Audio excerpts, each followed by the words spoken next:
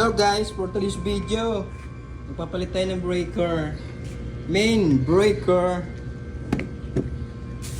Ito yung ating bagong breaker. Ito yung mini-maintain ko. Ayan o, 200 amperes. Sobrang init. Ayan o,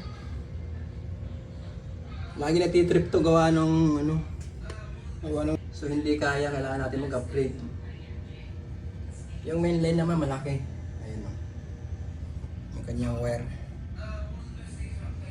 Kailangan natin i-shutdown ng buong building. Kailangan lang natin ipaalam sa lahat ng mga tenant bago natin i-shutdown. Ayan. Ayan ang ating ngayong gagawin. Guys! Sa wakas, natapos ko rin yung aking replacement sa main breaker. Ayun.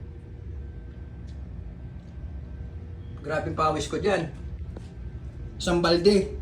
Ito yung luma natin. Oh.